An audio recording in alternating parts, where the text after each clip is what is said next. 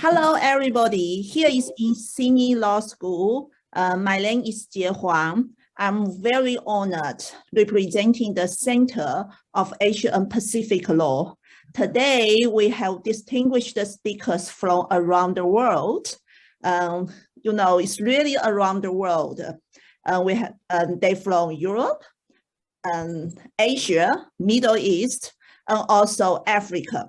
So today we are here to discuss a very important topic about unilateralism, and especially amid the pandemic. Also, today's event is to celebrate the launch of a special issue in the distinguished Journal of International Economic Law.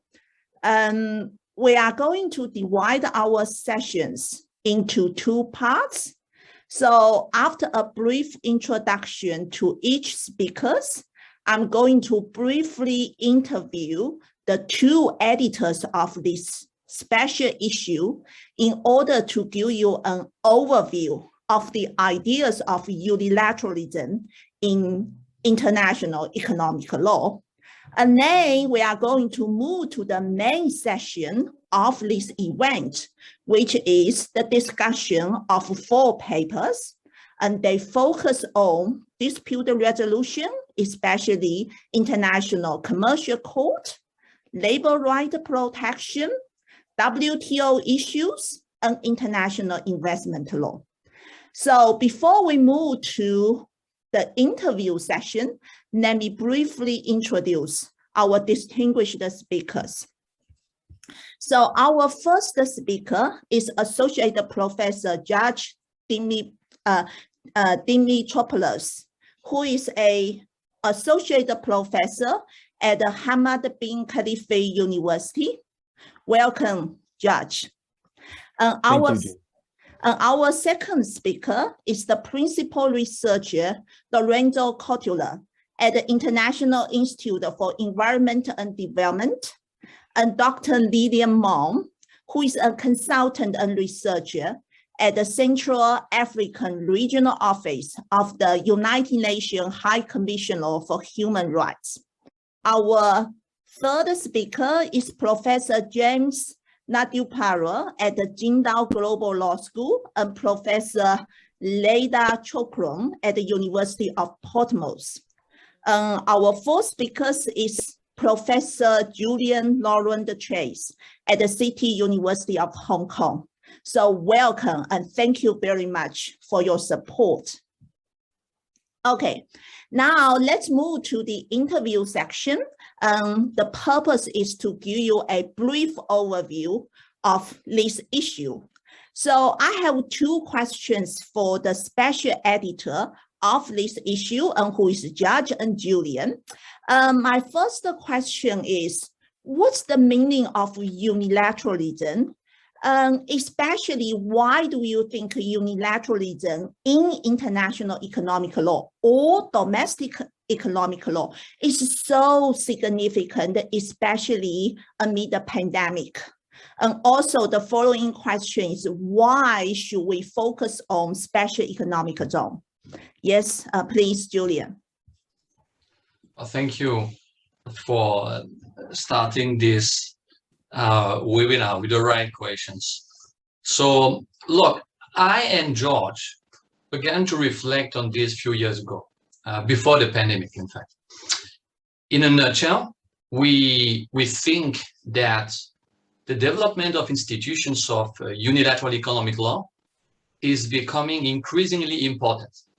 We think that international economic law has entered a new phase of reassertion of sovereignty by states after a quite long period during which the predominance of international economic law over national sovereignty was often taken for granted in what we can call mainstream international politics and international law.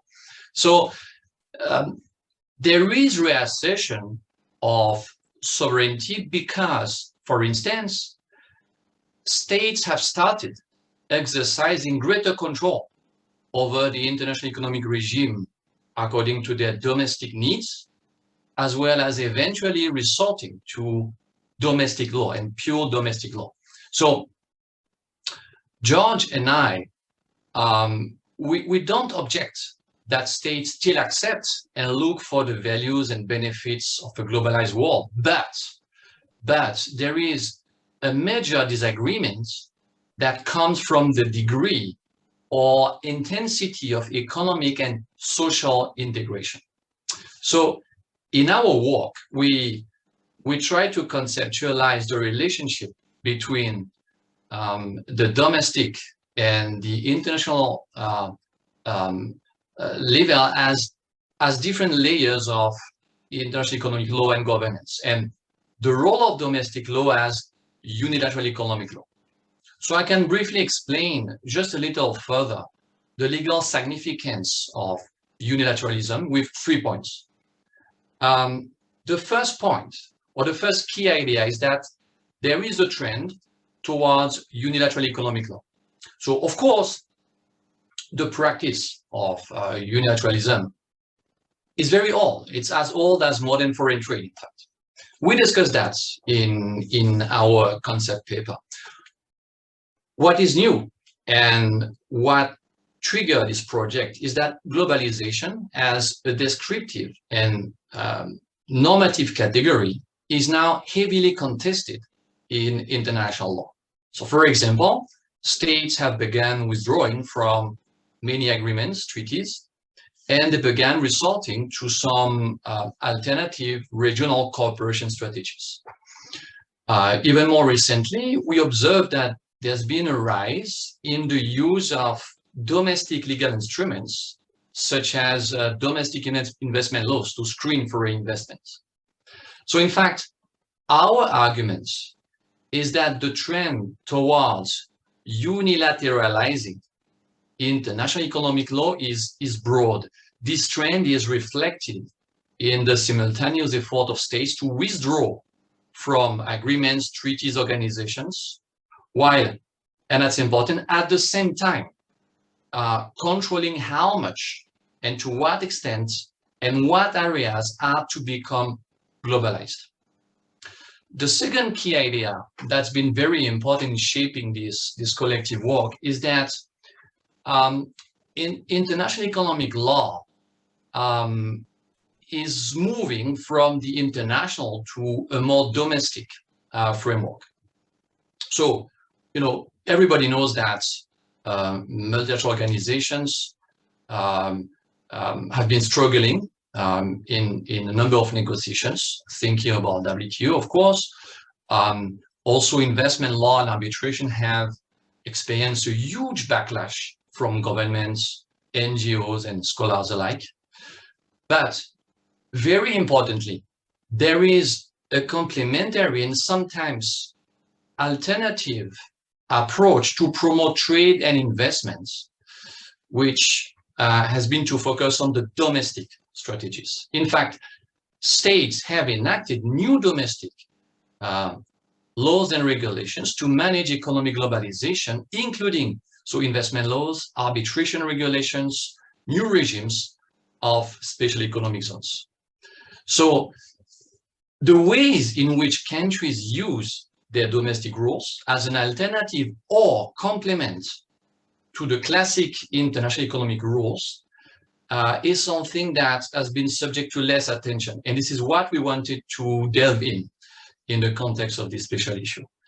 And the third element, that in our view makes unilateralism very important is that within this phenomenon of unilateral economic law, the special economic zones play a very important and unique role. And they are called to play an even bigger and more important role in the near futures. So clearly, the SEZ, if I can use the abbreviation for special economic zones, have basically added a new layer of regulation to the overall framework of international economic law.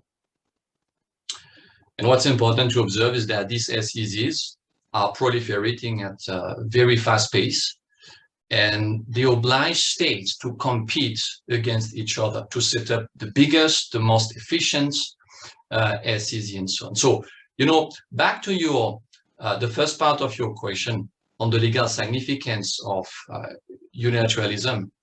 The idea is that the special economic zones coexist with the ordinary domestic legal system and also international instruments offered by international economic law to attract FDI, to boost trade and the like. They coexist, but these special economic zones occupy an always greater space and affect international trade investments in an always deeper manner. Now, the second part of your question was on the pandemic. I can quickly address that, you know, in 1 or 2 minutes before to hand over to George. Look, it's important to discuss that. Just a cautious note before I start. I think it's very important, especially when we try to conceptualize a number of developments, to look at this from a truly historical perspective. And here I have in mind, I read over the summer again the work of Fernand Braudel, a historian, you know, who has been promoting the notion of long duration to really avoid to focus on events and more to try to understand the key trends that are truly meaningful in different settings. But as far as economic law is concerned, my point is simply to say that there was already some contestation of globalization before the pandemic. I think it started somewhere around the WTO ministerial in Seattle in 1999, early 2000s. Well, we don't go into the theory of that today, but the idea is since the early 2000s, there have been signs of governments, NGOs, individuals, citizens being unsatisfied with globalization. There was a financial crisis, and then we get the pandemic. So the pandemic, to make it short, I think is just the last event in this slow decline of globalization. So the pandemic has had a devastating effect on economies and societies worldwide, right? There is no end to COVID-19 yet in sight, unfortunately. And so in the face of such negative economic outlooks, I think it's fair to say that governments are under pressure to mobilize tools and develop policies that will counter or at least alleviate the economic impact of the pandemic. And at the forefront of government concerns is maintaining trade flows. And in these respects, special economic zones, I think, really constitute a novel mechanism for promoting trade, attracting FDI. And our analysis is that these SEZs are not called upon to replace international economic law, but they are going to coexist. They are going to increase their role in the near future because there'll be a need for governments to deploy a number of tools to find a number of solutions to recover from this crisis. Okay. Thank you so much, Julian. And also, George, you know, I understand we are going to highlight the 4 papers, but can you very briefly, you know, give us an overview of this special issue? Thank you. Everything together here and bringing us all together, giving us the chance to, you know, officially launch our special issue. I think we've managed to do some great work in terms of, you know, bringing together both different voices as well as different subject matters to cover the 2 main areas that Julian analyzed, namely the trend towards economic unilateralism in international law, as well as, of course, obviously, domestic law on the one side, and on the other side, this trend of, you know, emergence and proliferation of special economic zones. And what we hope that the papers have achieved to do is, you know, interrelate those 2, you know, parallel trends with each other, and, you know, highlight at the same time a separate kind of way of advancing globalization, while at the same time achieving some sort of institutional deglobalization. Let's put it like this, right? That, you know, the international global values remain as they were, roughly, right? But the means of achieving them, right, start being pushed down towards the domestic legal orders, right? And special economic zones have a very special position in this. Why?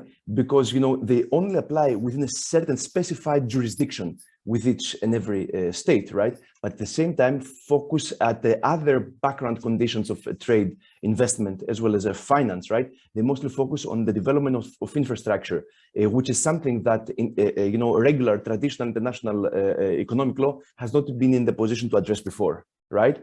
Now, having said all this, you know, the different papers, articles rather, in the special issue deal with different aspects of what we just discussed with Julian. So we have in total 12 articles, right, divided into 4 parts. So we have the introduction by Julian and myself, you know, under the same title as the special issue, namely Special Economic Zones, International Economic Law towards Unilateral Economic Law. And then the first part deals with Special Economic Zones, Evolution and Purpose, Diversifying Economic Unilateralism. The first paper is by Douglas Zeng on the past, present, and future of Special Economic Zones and their impact. The second paper is by Panos Delimatsis and deals with financial services trade in Special Economic Zones. And then we have, of course, Jean's paper on the latest generation of Special Economic Zones, consumer-oriented unilateralism in China's e-commerce trade. Then we move on to the second part of the special issue on the internal life of special economic zone unilateralism, rights, obligations, adjudication. Over there, we have an article by Johan Alam and Rui Guo on investor obligations in special economic zones.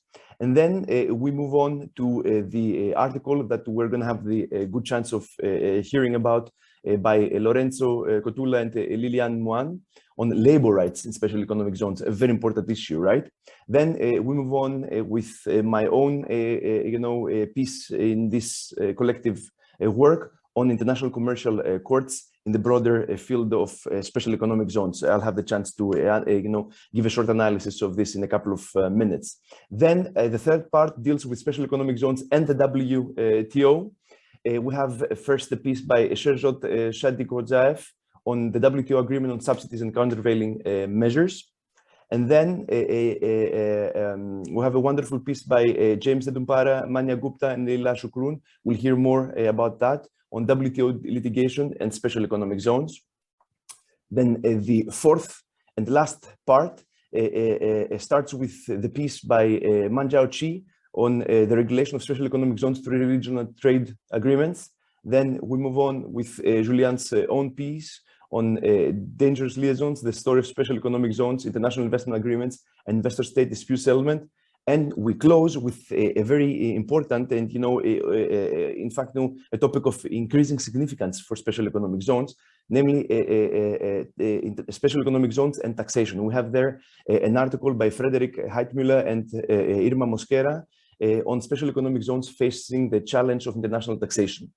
Now, this is, you know, the broad presentation of our special issue. We have to thank all our authors, obviously, the ones that are present now and the other ones that have contributed, Jean for bringing us all together, and obviously the editors-in-chief of the Journal of International Economic Law, the previous ones, especially Joost Povelin, and all 3 current editors-in-chief of the Journal of International Economic Law. Many thanks to everybody.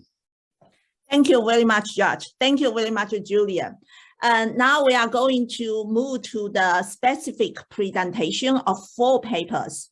So for our audience, if you have any question, please type your question in the chat box. We are going to have a QA section after the presentation of the 4 papers. And also during their presentation, I'm going to share their papers via the chat function.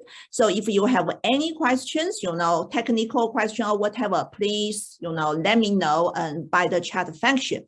Okay, now our first speaker is George. And George is going to discuss the significance of international commercial court in terms of unilateralism and special economic zone. Yes, George, please. Thank you so much, Jean. So I'll try to take as little time as I can, but please do feel free to stop me if I'm going over time. Huh? Don't be shy, just go ahead. So my own topic, as well as paper in this special issue, is on the relationship between international commercial courts and special economic zones. And in order to address the topic, I went back a little bit, both in the intellectual history of international economic law, in a way international law and transnational law as such, to highlight a certain continuity that may be found there when it comes to dispute resolution within special economic zones and the use of the common law to some extent instead of international law, as well as instead of traditional international economic law in these zones by these courts. Okay, so two main points that I would like to highlight here, namely how dispute resolution takes place in special economic zones, and then what I identify as adjudicatory unilateralism and the model law of nature. So what I'm mostly talking about here is about unilateralism at the level of dispute resolution, right? So what we've been able to observe, with the proliferation of special economic zones, especially special economic zones of the very last generation, that sometimes they're called free financial zones or financial free zones, is that a series of institutional innovations have been made possible in these zones. There are a lot of reasons that we can discuss about why this is the case, right? But one of the most important innovations within those special economic zones of the last mint is that they have given rise to a very particular institution that has been called in the last couple of years the International Commercial Court. What we've been observing is a certain trend away from arbitration as the regular method of resolving disputes within zones towards the development of zone courts, what have been identified as international commercial courts. Now, a small typology of international commercial courts, identifying the paper three different types of international commercial courts. The first ones are international commercial courts that are embedded within special economic zones. The main examples here are Dubai, Qatar, Abu Dhabi, and Astana in Kazakhstan, right? So the characteristic of those international commercial courts is that they are embedded within a special economic zone. It will invariably be within a financial free zone. Now, there is a second category of international commercial courts that I am identifying here as standalone international commercial courts. I'm referring mostly here to the Singapore International Commercial Court and the China International Commercial Court. The interesting thing about these two courts is that they have been developed by jurisdictions, countries that focus also otherwise on the development of special economic zones of their own. And now there's a third category of international chambers within ordinary courts that I won't be going into because they relate a little less to special economic zones per se. Now, what are the features of those international commercial courts and why are they important for our own purposes? They started in the Gulf and within the special economic zones of the Gulf region, and then they expanded to countries with a strong tradition in special economic zones before eventually moving over to Europe, right? Now, these are domestic courts on the one side, but with certain international elements. While at the same time, they specialize mostly in private and commercial law. But what are those international elements? The international elements relate to the use of the English law, as well as, the common law, broadly speaking, on their behalf. What do I want to say by this? That institutionally, they're inspired by the Commercial Court of England and Wales. Procedurally, the rules are inspired by the same court. Organizationally, they involve English judges or judges drawn, broadly speaking, from common law jurisdictions. And the applicable law within the special economic zone international commercial courts is usually the English law or some form of the English common law. In fact, in Abu Dhabi, before the Abu Dhabi Global Markets Court, the English law finds direct application. Okay. Now, what is the rationale behind the establishment of such international commercial courts? Of course, obviously, right? And as was analyzed by Julian in the beginning, and as our introduction to the special issue highlights, to attract foreign trade, investment, and capital, right? As well as establish the relevant jurisdictions as global as well as regional dispute resolution hubs. So you get to see here how we try to explain what we try to explain in introduction actually comes to practice, right? So the establishment of domestic institutions with a view to achieving international, transnational, global goals, right? At the same time, while aspiring to achieve those global goals, right? They are at the same time a phenomenon of what may be identified as more mature judicial globalization, a more bottom-up type of globalization. And these courts are called upon, right, to play a gap-filling role, right, in an area where there used to be no international dispute resolution mechanisms, right, namely cross-border private-to-private disputes, right, they come to place to play this gap-filling role. But at the same time, and this is what I want to highlight in the next 1 or 2 minutes, is that they promote at the same time a different type of international economic law. Let me make here a very brief diversion by referring to a case of the beginning of the 1950s, the Trucial Coast case, or sometimes referred to as the Abu Dhabi case, where the sole arbitrator, Lord Asquith of Bishopstone, had to interpret Article 17 of a concession agreement between the ruler of Abu Dhabi and the relevant company. Article 17 said that the ruler and the company both declare that they base their work in this agreement on goodwill and sincerity of belief, and on the interpretation of this agreement in a fashion consistent with reason. Now, Lord Asquith of Bishopstone, as the sole arbitrator here, felt compelled somehow to make a claim that he wasn't supposed to be making. I'll put it like this. He said that the terms of that clause, right, indeed prescribe the application of principles rooted in the good sense and common practice of the generality of civilized nations, a sort of modern law of nature. I do not think that on this point there is any conflict between the parties, he says. And then he goes on to say, but albeit English municipal law is inapplicable as such in this case, some of its rules are, in my view, so firmly grounded in reason as to form part of this broad body of jurisprudence, this modern law of nature. So what Lord Asquith of Bishopstone does is, in a way, declare English law and English common law universal as per logical necessity. So he managed also, also in some of the awards that had been handed down in the years after that award, to in a way replace, in some sense, public international law with English common law, right? Now, what happens, fast forward a couple of years later, in the same part of the world, is an institutionalization of this idea, namely of the English common law as some sort of international economic law.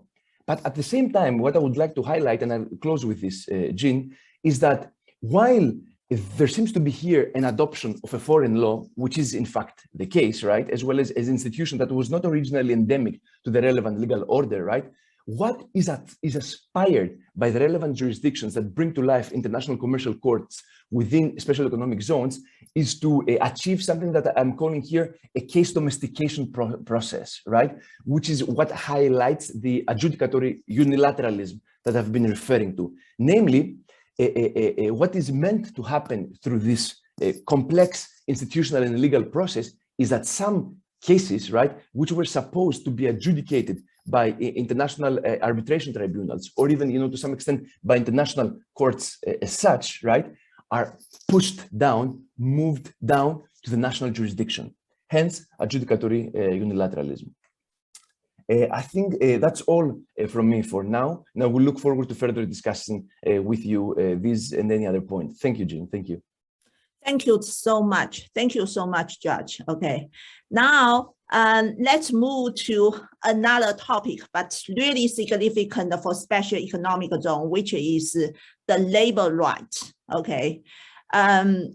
Let's welcome Professor Lauren Cotula and Dr. Lilian Mom, and they are going to discuss the labor right and special economic zone in terms of unilateralism. Yes, please. Thank you so much, Jean, for giving me the floor and also for convening us today for us to discuss the findings from the special issue. And of course, thank you so much, Julian and George, for leading the special issue process so effectively. So Lilian and I will be sharing a few thoughts from our paper. I'll cover the first half, looking at the overall approach and also engaging a little bit with this debate about unilateral international economic law. And Lilian will cover the second part, outlining the comparative analysis that we've developed in the piece. We will not discuss, of course, the whole paper, but rather distill a few selected points. And would encourage, of course, everybody who is interested in special economic zones to read the whole special issue. In terms of the approach, perhaps the overarching framing for our work, we've been focusing on labor rights in special economic zones, looking particularly at the manufacturing sector, and particularly in low and middle income countries. We've been looking at a broad overview of trends based in the literature and the legislation concerning particularly 3 countries, Bangladesh, Ethiopia, and Kenya. So why look at labor rights?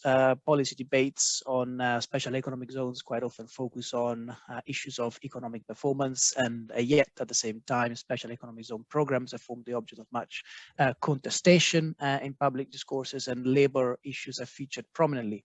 There is, on the one hand, the fact that job creation, employment creation is often invoked as a reason to create special economic zones in the first place, and yet at the same time, there's been widespread concerns about labor rights in special economic zones, particularly in the global south, both in relation to employment conditions, looking at issues such as wage, terms of employment, health and safety, and so on, and also labor relations, issues about freedom of association, unionization, the right to go on strike, etc., etc. And we, both Lilian and I, have been looking at these issues from a legal perspective, and we think that that's a relevant thing to do because the law has been very much at center stage in these concerns. Many of these concerns have been really related to the ways in which legal regimes protect or fail to protect the rights of workers both within and outside of the special economic zones. But also more specifically, there have been concerns about the fact that in some jurisdictions, special economic zone legislation qualifies the application of national labor law, in effect creating special legal regimes that govern the zones and also labor issues and labor rights within the zones. And more generally, of course, there have been a number of concerns about compliance. So even where the law is in place, compliance with applicable regulations within the zones. Final point perhaps to cover before we move to the substantive discussion, why those 3 countries, why Bangladesh, Ethiopia, and Kenya? We wanted to look at a few countries to make our analysis more concrete. Of course, we recognize that these are not necessarily representative of wider trends. We're not making universal claims, as it were, about trends in the interface between special economic zone legislation and labor rights. But we thought it was interesting to look at these 3 countries for 2 reasons. One is that they reflect different stages in various generations of SEZ laws. Bangladesh adopted its first SEZ law in the 1980s.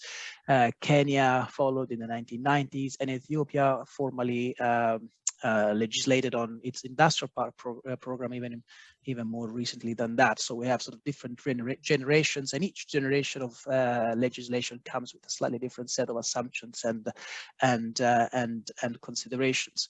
And the other reason is that the 3 countries reflect somewhat different models as far as regulatory and institutional arrangements are concerned, particularly on how they deal with labor issues in special economic zones, particularly as to whether ordinary labor law applies in the zones or not, or to what extent it does. And we will see a little bit more about that in a minute. So that's sort of I guess the topic we've been focusing on, and the rationale for our selection of approaches and specific countries. The other topic I was going to dwell on a little bit before handing over to Lilian is this the engagement with this notion of unilateral IEL, and of course I think as George and Julian have highlighted, special economic zones are firmly grounded in national law, in national legislation, and in that respect, in terms of the formal legal structures that sustain economic activities, that organize economic activities, it's clear that there is a fundamental role here for national legislation. In that respect, there is a role for legal instruments that effectively states adopt unilaterally. In our piece, we also tease out some of the factors that we think problematize also this trend towards unilateralization, reflecting on the fact that the interface between special economic zone laws and labor rights illustrate complex intersections between the national and the international. What do we mean by that? There are three aspects I like to highlight. One is the fact that labor law relies not just on national legislation, but also on international law, international instruments. Evidently, the ILO conventions and instruments are very important here, and ILO institutions have been quite active in monitoring compliance with labor instruments in the special economic zones. And of course, there's a number of other international instruments too. There's a trend in trade and investment treaties to engage more with labor issues, labor clauses featuring more prominently in more recent trade and investment treaties. And there are also issues about enjoyment of other human rights that may be relevant to labor relations in the zones, considering the right to housing, for example, or the right to health will be directly relevant to that. So there's a wider human rights law as a relevant field of international law that also has a bearing on this interface between SEZs and labor. The second dimension is that beyond formal legal instruments, we should consider also the wider context, the way in which global production and trade are being reconfigured. And in a sense, then, the unilateral legislative developments that we see in different countries also present indirect connections at various levels. One is the competitive nature of the global markets. And in our article, we explore the experience of Kenya and its relationship with the experience of Bangladesh, for example, where in the early 2000s, the phasing out of the multi-fiber agreement and the lifting of voluntary export restrictions on some Asian countries effectively facilitated the takeoff of the garment industry expansion, and therefore the SEZ programs that industry relied on in countries such as Bangladesh, but it challenged the performance of the garment industry in Kenya, which then necessitated a rethink of Kenya's special economic zones program and new legislation enacted relatively recently to revitalize that program. So we can see sort of interactions that occur between countries that are driven by structural factors in global markets. And then thirdly, the third aspect we wanted to highlight is in this sort of also as regards the interconnections that exist between developments, legislative development in different countries, but linked less to structural factors and more to the agency of specific groups and individuals. And we see that the spread of successive waves of SEZ laws rests on channels for law diffusion, such as the imitation effect, particularly China's experience and its success story, in quote marks, with regards to a program on special economic zones has been quite often looked at, and particularly in our case studies, Ethiopia has explicitly been inspired by that program, and there have been multiple linkages between China and Ethiopia that have influenced the shaping of the SEZ program in Ethiopia, but also the role of various types of epistemic communities, sort of consultancies and sort of experts that facilitate the drafting of legal instruments. So we realize, for example, that legislation in the three countries partly drew on the expertise of the similar international outfits. And finally, the role of transnational labor movements that have been advocating for national law reform processes in various countries, particularly in Bangladesh, there have been important impacts there. So I guess for us, it's really important to understand sort of the unilateral nature of special economic zones as a legal institution, but also recognize the multiple channels of cross-fertilization and interdependence that exist, that sort of connect developments across different countries that affect the interface between special economic zones on the one hand and enjoyment of labor rights on the other. And on that note, I'll hand over to Lilian, perhaps to discuss a little bit more specifically the findings of our comparative analysis from the three countries. Thank you, Lorenzo, and thank you to G and the organizers for inviting us and for the interest in the paper. I have to apologize in advance because there's a lot of noise around me. I've had an emergency this morning, so I'm not where I was supposed to be at the moment. But either way, I'm really delighted to be able to take a few minutes to share a few thoughts from our paper with Lorenzo, of course. So as Lorenzo said, and the previous speakers mentioned as well, is we found that the distinctive feature of SEZ lies in specificities affecting the institutional and legal regimes, generally developed, of course, with the aim of attracting investment. When it comes to labor, though, we found that the picture is actually more diverse than than you would read in papers, etc. And here we used to guide the framework that we used to guide our analysis is a Punch framework or classification. And these also found three main models. And the first model is the inclusionary model, whereby ordinary labor law fully applies in the SEZ. The second is the exclusionary model, whereby a separate legal regime governs labor relations in the SEZ. And the third is the special authored regime, whereby national labor law applies with some modifications. Of course, the differences between the regimes, are really porous. And as I will show in a few minutes, we see indeed a trend from the exclusionary model towards an inclusionary model in all three focus countries. But when it comes to the institutional and legal regimes, we found that Bangladesh is quite specific. Bangladesh, in fact, has, if we can call it that, a three-tier regime. So you have the Bangladesh Export Processing Zone Authority Act. You have a Bangladesh the Bangladesh Economic Zone Act, and you have the EPZ, or Export Processing Zone Labor Act. And all these three acts govern labor relations in the special economic zones. On the other hand, you have also a three-tier institutional arrangement. So you have the Bangladesh Export Processing Zone Authority that governs, that deals with labor relations in export processing zones. You have the Bangladesh Special Economic Zone Authority that governs or that deals with labor relations in the special economic zones, and you have the Ministry of Labor that deals with labor relations out of the zones. So what's the difference between the two? If you take the legal regimes that you have in Bangladesh, for example, what we call BEPSA Act, so the Bangladesh Export Processing Zone Act and the Bangladesh Special Economic Zone Act, these two acts basically allow the government to exclude, modify the application of any other act, that's in quotes, and they generally prevail over any other law in cases of conflict.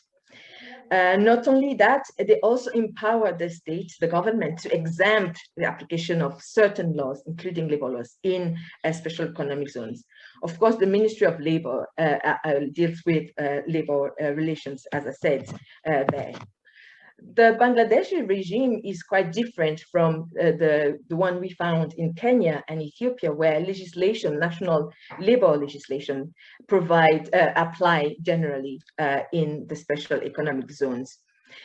But what we found is that even though national labor law generally applies within and outside the zones, there are some differences, there are some concerns, for example, about, in the case of Ethiopia, about arrangements to ensure that labor rights are effectively respected in the zone. So we found that there is in the Labor Proclamation Act of 2019 that applies within and outside the zones in Ethiopia, we found that there is generally more emphasis on business rights and business benefits, and less so on labor provisions. And labor provisions mainly feature as miscellaneous provisions, right? So even though the general law or ordinary labor law applies within and outside the zones in Kenya and Ethiopia, we found that there is still some concerns. I should say, though, that Ethiopia, or Kenya rather, is quite exceptional of the three focus country case studies that we've used, in the sense that the draft SEZ regulations, I'm not sure whether they are drafts still or whether they've been adopted now, but the draft at the time of writing, the draft SEZ regulations explicitly refer to compliance with ILO conventions. So in that sense, Kenya is, if you like, an exception among the three case studies. But as I said earlier, we found, trends towards incremental improvements in national labor legislation as a result mainly of increased advocacy, both at the national, at the domestic level, and at the international level. The difference is, though, that the impact of that advocacy, the impact of these incremental changes are minimal in the case of Bangladesh, generally, mainly because these national labor legislation, national labor laws do not apply within the zones. But the context is different in Kenya and in Ethiopia, where these labor laws apply. So, for example, there have been changes in the labor legislation of Bangladesh 2006. There was a new law in 2013, which doesn't apply in the SEZ, and of course don't have a bearing on labor standards in the zones in Bangladesh. In Ethiopia, for example, we found that there's a general preference, if you like, for tripartite agreements, tripartite. You see in the legislation, for example, mention of tripartite committees. You see the preference for alternative dispute mechanisms, and that is in the main national labor legislation that applies both within and outside the zones. What is it now? When we moved from reading the text and analyzing the application of the laws, and this is where I'm going to ask you to forget what I just said, because what we found is that despite the variations between Bangladesh, where national labor legislation doesn't apply, where you have doesn't apply in the zones, and where there are special legal and institutional arrangements that govern the labor standards or labor relations within the zones on the one hand, and Kenya and Ethiopia, where national labor law applies, we found that there are challenges, regardless of the application of the legislation. So there are problematic aspects. Yes. Sorry, can you finish soon in terms of time? So can you just wrap up soon? Thank you. Yes, sure. 4 minutes, okay, yes. Yes, sure. So I'll go quickly indeed to the application. So what we saw is that, there are challenges regardless of whether national labor legislation applies or not. For example, there are challenges when it comes to wages. There are complaints in Kenya, for example, about low salaries. In Ethiopia, but at the time of writing, garment workers in special economic zones in Ethiopia, where the lowest, they received the lowest wages ever documented in any garment exporting country in recent years. And in fact, these low wages have led to a wave of strikes and protests.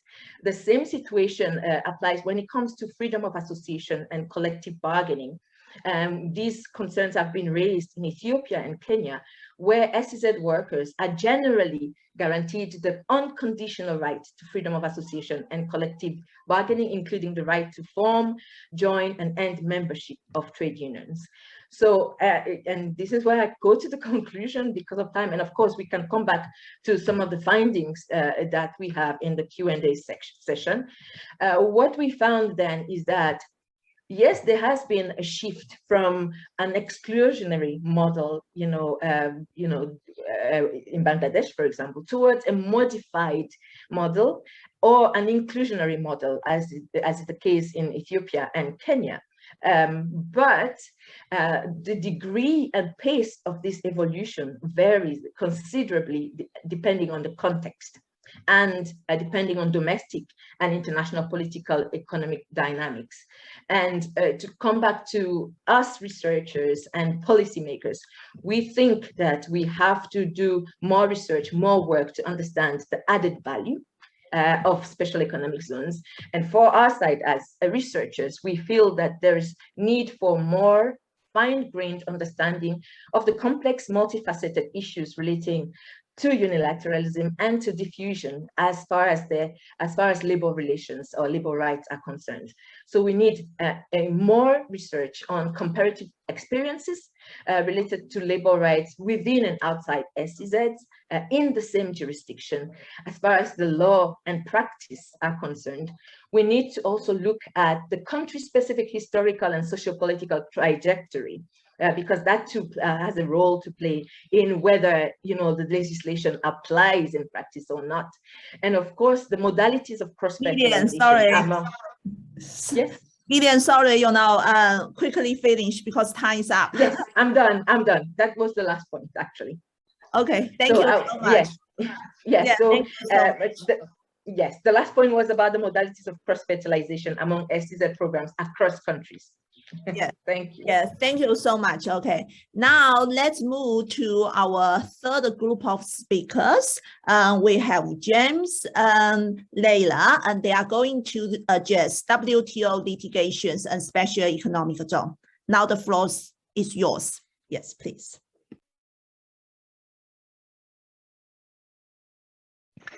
Thank you. So thank you, Jean, and the Sydney Law School for arranging this event. And thanks to Julian and George as well for organizing this kind of an event and getting an excellent issue on this important topic.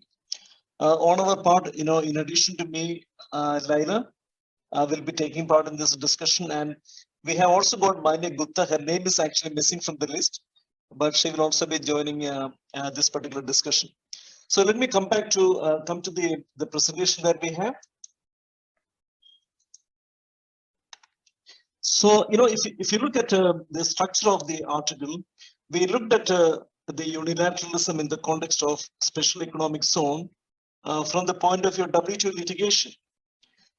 It is pretty remarkable that in the context of WTO, not too many cases have actually come for dispute resolution. One important case is India export subsidy case that came out in 2019. So our article is basically focusing around this WTO dispute, which was a case brought by the United States against India.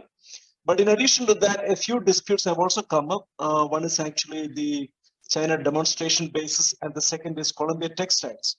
But these cases haven't actually gone to the panel stage. So the India export related case remains as a single case which examines the scope of unilateralism from the WTO point of view. So in our presentation, we look at the intersection between the special economic zone policies and the substantive provisions of the SCM agreement. We also look at the scope of unilateralism. In addition to that, we look at the concept of organizing principles of special economic zone in the context of fiscal subsidies. And then Mine will look at some of the issues, some of the broader issues involved in that India case. And Laila will give some broad overarching comments as well on this issue. So when we think about the special economic zone, one of the most important issues is, are the special economic zones are they entirely outside the domain of international trade or investment norms, and whether they can be used as an instrument of unilateralism. So if you look at the WTO agreements, so we have got the GATT, which is in force from 1948 onwards, and the WTO agreement itself is actually now 25 years old. So despite 75 years of having multilateral framework for regulating state practices, it is pretty surprising that not too many cases have actually come up. So we draw a preliminary conclusion that the absence of a direct challenge by any GATT contracting party or a WTO member in the last 70 years is a clear demonstration that the unilateral practices have actually acquired a state of exception, in the sense that countries used the SEZ policy in order to come up with, sometimes very innovative policies, sometimes actually to test the policies, to make it a laboratory for experimentation. And sometimes they also did not want to, make explicit violations of WTO or the international trade rules or investment norms for that matter. So the state of exception has been there at least de facto for a long period of time. So our central focus is to what extent the India export related case can create a dent within this notion of state of exception. So let me also come to my second slide. So if you look at the WTO practice, as I mentioned earlier, when we think about a state of exception, the general understanding is that a country is basically free to come out with the policy measures, introduce trade policy or fiscal policy measures, or sometimes even regulatory policy measures like providing flexible labor norms within that particular area. Or what we actually find is that sometimes even environmental norms are not observed in the true letter and spirit within the special economic zone. So when we think about the category of incentives, our research has actually categorized them into three broad areas. One is basically fiscal incentives. The second is non-fiscal incentives. And the third is regulatory incentives. So I will touch upon them in a brief way. So when we think about the fiscal incentives, one of the most important, I think, attraction for a government to choose an SEZ policy is the freedom to provide subsidies. So let us actually even remove the term fiscal incentives. They can actually provide subsidies, sometimes special grants. And why governments actually do that?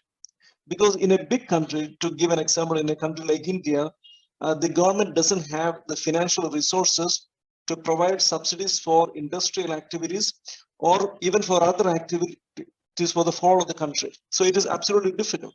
So the government generally target a special enclave or a specially demarcated area for certain kind of a targeted investment. So that is why the special economic zone is a very good construct or a good device for governments to provide targeted fiscal incentives in that particular region. And then the same rationale also applies with respect to the non-fiscal incentives also. So when we think about the non-fiscal incentives, generally we are talking about infrastructural incentives. So the government's constructing excellent modern facilities in that area, providing world-class facilities. That's something which we found. Most of the countries said that we provide world-class facilities, and the inference is that those categories of world-class facilities may not be existent in the rest of the country. So sometimes it may be actually in relation to transportation facilities, warehousing facilities, logistical facilities. So these are the categories of non-fiscal, I think, benefits or incentives a country can potentially provide in that area. The third is the regulatory incentives. So, most of us know that labor reforms or labor provisions are not there in the WTO agreements. Of course, there is some reference in the preamble of the WTO, and there could be some reference in Article 20 of the GATT to some kind of prison labor or whatever. So labor provisions are not really, addressed in the WTO provisions. But we know that in the context of international economic law, any free trade agreement, any kind of a comprehensive agreement that has been negotiated between the countries at the moment include labor provisions. So we collectively call them as labor and environment or sustainability provisions. So, but if you look at the WTO regime in particular, there is no reference to the labor laws or environment laws specifically. And many countries actually use the special economic zone in order to provide some kind of a carve out from the general application of this kind of rigorous and stringent labor and environmental provisions. So this can actually work out as an incentive. But in the context of WTO litigation, I haven't come across, or we haven't come across any kind of specific case on this point. So we are not spending that much of time and effort in examining the labor or the environment component, which is actually provided as an incentive within this area. So our main focus is actually on the SCM agreement. So now let me quickly look at some of the organizing principles of the SCM agreement. So if you look at the SCM agreement again, this is actually a major challenge faced by developing countries. So if you look at the SEZ policy in general, a large number of developing countries have got a SEZ policy, and they provide fiscal incentives. So when we really look at these fiscal incentives, what kind of incentives are these? Are they basically budgetary allocations or transfer of revenue or resources from the government to the industry? In most cases, it is not. So the governments basically provide some kind of excess remissions, sometimes some kind of excess duty drawback facilities, or sometimes the governments may actually provide a rebate kind of a flexibility. So this is actually built upon a concept called destination-based taxation in international tax regime. So in essence, what it actually means is that when a product is exported out, the product doesn't actually bear a tax in the importing country. So all incidents of tax is basically rebated at the border. So this is nothing but the border tax adjustment, which is very clearly mentioned in Article 2.2a of the GATT, and it is also mentioned in footnote 1 of the SCM agreement, and in also at the Annex 2 and Annex 3 of the SCM agreement. But if you look at most of these fiscal incentives, the important point is that these are all excess remissions in a way. So when a country actually exports a product where certain imported inputs might have been used, then the country actually provides an excess remission as a kind of a fiscal incentive. So if you look at all the schemes which have been challenged in the India export subsidy case, they resulted in excess remission. So it is not actually in full compliance with the footnote 1 of the SCM agreement, and also not in compliance with Article 16 of the GATT. The SEZ was basically the only policy which was not based upon the footnote 1 concept. So footnote 1 actually provides for remission of duties and other taxes. So in that context, I think the ruling in the India export subsidy case actually removes a lot of flexibility for these categories of unilateralism, especially in terms of providing fiscal benefits in the nature of excess duties, taxes, and other kind of remissions. The second is actually with respect to infrastructural facilities. Within the SCM agreement, there is a general provision on provision of public infrastructure. So if something is actually public infrastructure, then it may not fall within the coverage of the GATT or the SCM agreement for that matter. But sometimes we can argue that in the context of a special economic zone, the subsidies or general infrastructure is basically built for a particular sector. So in that case, there is actually a possibility that the subsidies are sector designed or sector targeted for that matter, and it cannot be broadly falling within the meaning of the general infrastructure. The regulatory incentive. Hi, James. Can you finish in 2 minutes? Yes. Sorry to cut you off. Okay. No, I think I'm done. So the regulatory incentive is another category. So let me actually, without further ado, let me give it to Mani and Laila for completing this thing. Thank you very much.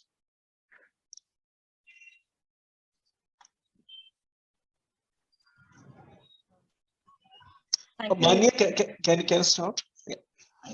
Thank you, Professor James. To start with the intersection between SEZ policies and SCM agreement, one of the important prevailing notions with respect to SEZs today is that SEZs are a separate custom area which stand apart from the rest of the territory of a country. However, in the WTO context, this might not be true because WTO rules apply to the entire custom territory. This also brings me to the next point of how SEZs have been using the concept of deemed exports and imports. Which is not clearly demarcated or is still a gray area under the WTO law. It might not exactly fit within the footnote 1 carve out. Also, in terms of the direct tax subsidies, a lot of SEZs in the recent past have been providing in direct tax reductions or corporate tax reductions. All of those might still qualify as subsidy, and if attached to other conditions may be prohibited under the SCM agreement. So these are the broad areas of intersection between the SCM agreement and SEZ. Moving on to the legal challenge of India export related measures and its implication on SEZs.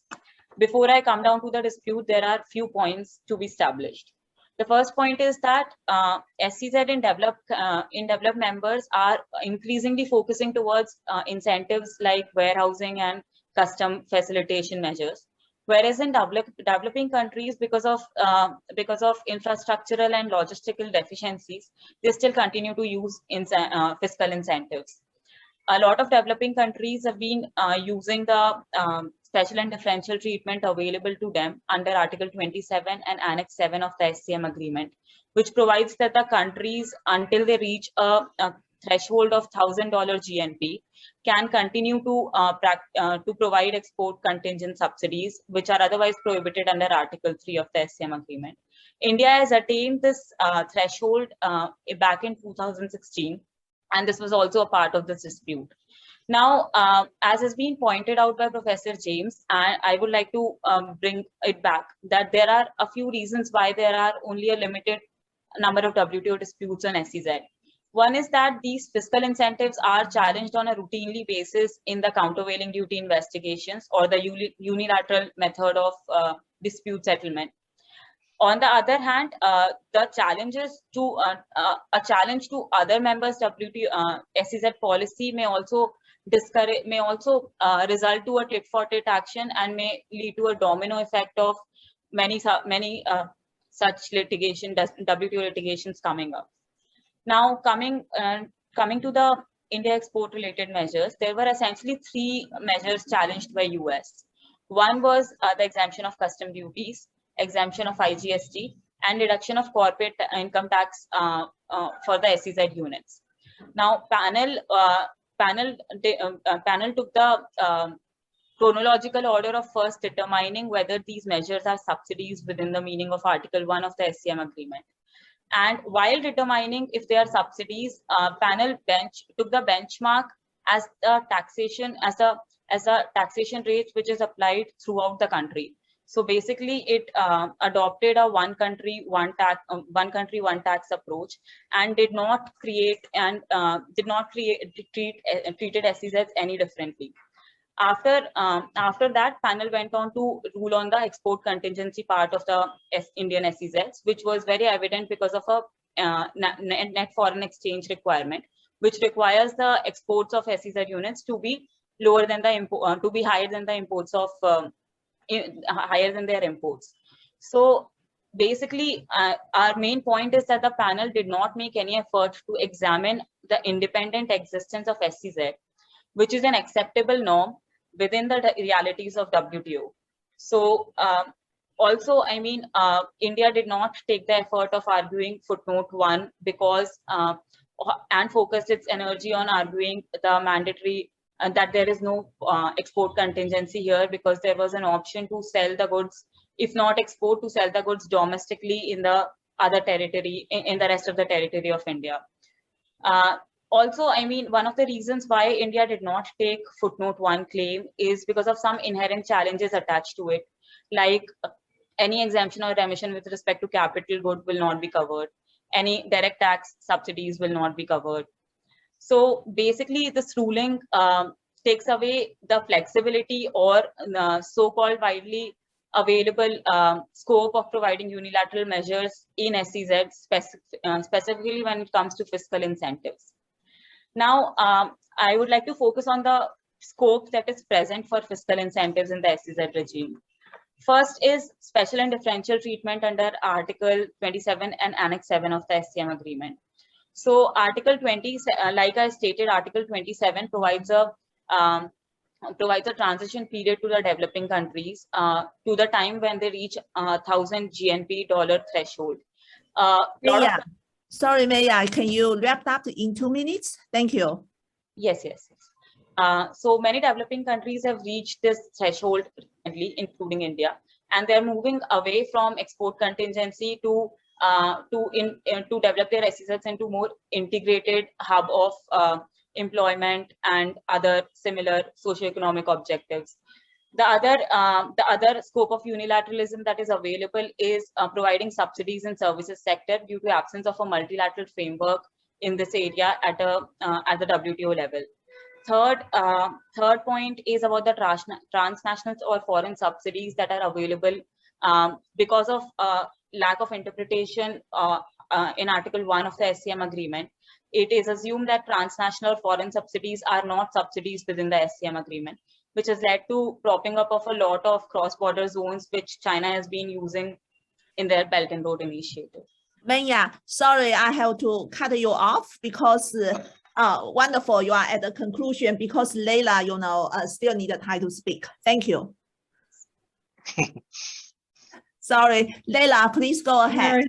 Thank you very much, Jen. Thanks very much for organizing this great event, and thanks to Julian and George for the special issue, which I think has brought a lot of attention already. So I'm sharing my screen. It's almost the same presentation. I've just added a few remarks here.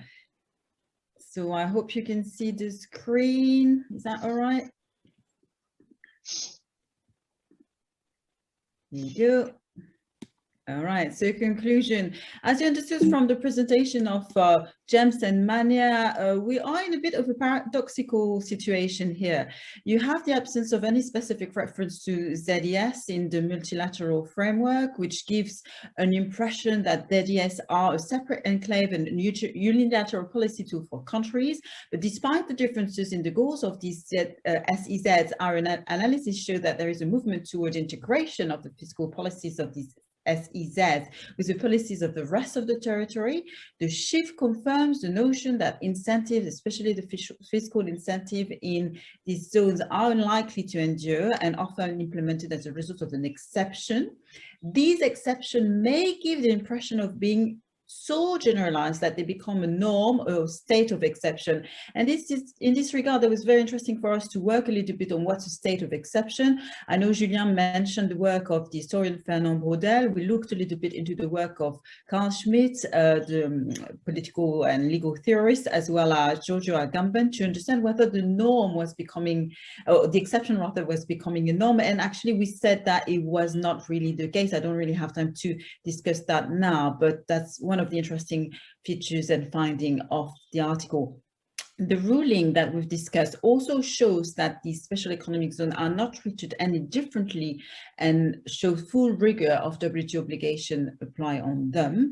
These observations also reaffirm that the special economic zone may not be able to function as if they belong to a purely autonomous regime outside mainstream international economic law, and the limited scope of the World Trade Organization agreements do not extend to labor, environment, and human rights. And in that we echo very much the work of the previous presenters, and aiding unilateralism. It is inevitable that the disciplines on special economic zone and indeed further impact the functioning of the special economic zone. So that's it for the conclusion very quickly. Thank you so much. And of course, we are very happy to respond to your question. We've seen that there are a few in the chat now.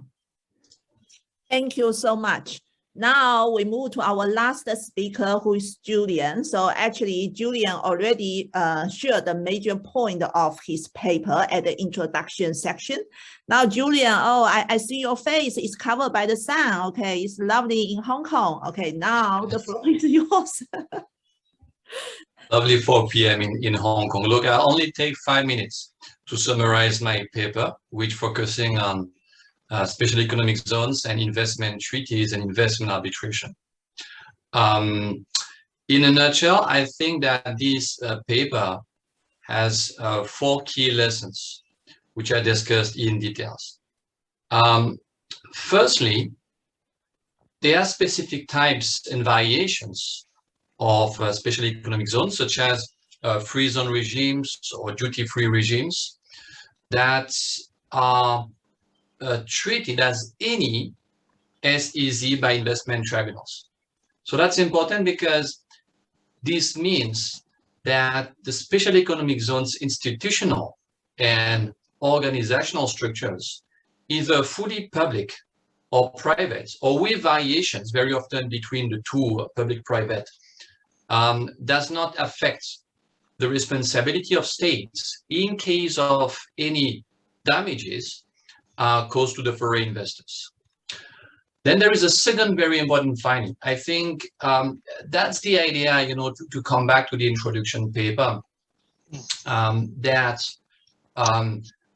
unilateralism leads to a greater regulatory diversity, which is a fact less addressed and acknowledged by investment tribunals while adjudicating investment treaty claims. So that's something very, very interesting when I looked at many of these awards. In the paper, I review more than 20 investment awards, and I find quite surprising that investment tribunals do never bother looking into the specificities of some of the zones brought to some investment disputes. The third point, the third main takeaway, is that if we look at the case law, the investment case law related to SCZ, it confirms that discriminatory and also unreasonable or arbitrary measures against foreign investors in special economic zones are subject to compensation. So it's not a surprise, but it's a big and massive confirmation coming from the case law. And the fourth and the last important finding, I think, is that, of course, investment protection is also available to direct and indirect expropriation occurring within special economic zones, and things such as revoking licenses to a foreign investor to operate in SCZ can be read as an expropriation. So these are the four main findings. I apologize for covering them very briefly, but for the sake of time, that's what I had to do. And you can find more insights and analysis in the paper. I just want to add a few words in 30 seconds to conclude on that piece, to say that overall, you know, when I looked at all these investments disputes, the impact on SCZ, many legal issues around this trend, my sense is that the new, what we call the new SEZ unilateralism, provides, in fact, very useful insights into the future of investment law and arbitration as a branch, as a subcategory of international economic law.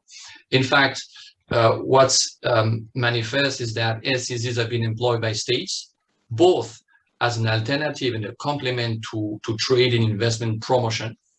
And also unilateral economic law, and I'll close here, may eventually serve as a bridge between domestic law and international economic law in the form of investment treaties, if some of the issues I highlight in my paper and that the other colleagues highlight in their papers are actively considered in the near future by policymakers, whether they deal with WTO, FTAs, or investment treaties. These things can be and should be sorted out. Thank you. Thank you so much. So, dear audience, I have to say we already run out of time. So just like having class, this is the time now for you to go for your dinner or your afternoon tea. But I understand there are some questions haven't been answered, and I believe our speakers are happy to stay. So if you have other things to do, our audience, you can log off. I think there are 3 more questions, and I believe our speakers will be very happy to address. There is a question to Professor Chase. Isn't it likely that the purely privately managed SEZ don't trigger state responsibility? I think the question is about SEZ and state responsibility. Would you please address that question? Could it be a strategy to systematically delegate SEZ management to private entity and to avoid investment claims? Thank you. Yeah, it's a good question. Look, I think 2 things here. First, there is a relevant case, which is the one called the Legion Beck versus Kyrgyzstan, which did involve privately managed special economic zones. The foreign investor filed a claim, and in this case, the tribunal decided that the private SEZ actions or inactions were attributable to the state.